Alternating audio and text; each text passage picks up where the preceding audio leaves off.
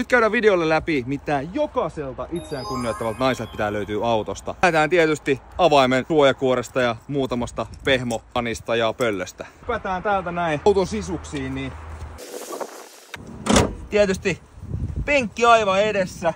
Vikotelosta meiltä löytyy pampulat, voi laittaa tukan sitten kiinni. Ei tuu edellä, kun ikkunat auki painaa kesäyössä. Pinkki parkkikiekko. Täältä löytyy sitten vähän pampulaa. Pinkkiä ratin suojusta on hieno. Muntikka tietysti täältä. Aurinkolaseille, glittereillä tietysti pidike. Ja täältä sitten tietty varasontsikat.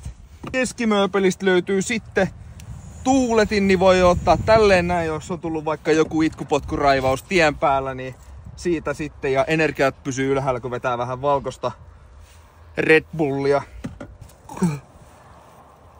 Käsidesiä, niin pysyy sitten tauditkin kaukana. Löytyy lisää näitä juttuja, niin saa sitten hiuksen ja vaikka parran kiinni.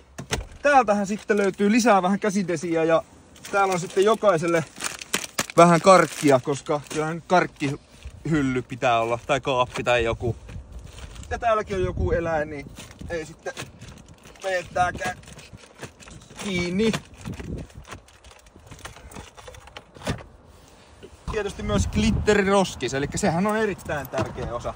Ja mikä muu, niin täällähän on sitten pyllynaluset, niin ei tuu kylmä. Takapenkiltähän sitten löytyy meidän ihan mahtavat glitteriset laukunpidikkeet ja sitten tietysti pehmoleluja, niin ne voi noita sitten halata, jos on oikeasti ihan kauhea rattiraivo hyökännyt päälle. Tietysti pitkän mallinen pinkki lumiharja skrabausominaisuuksilla.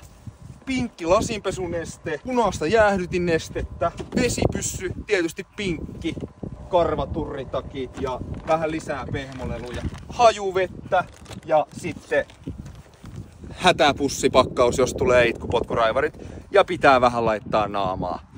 Tuossa nyt kaikki oikeastaan onkin, mitä pitää olla.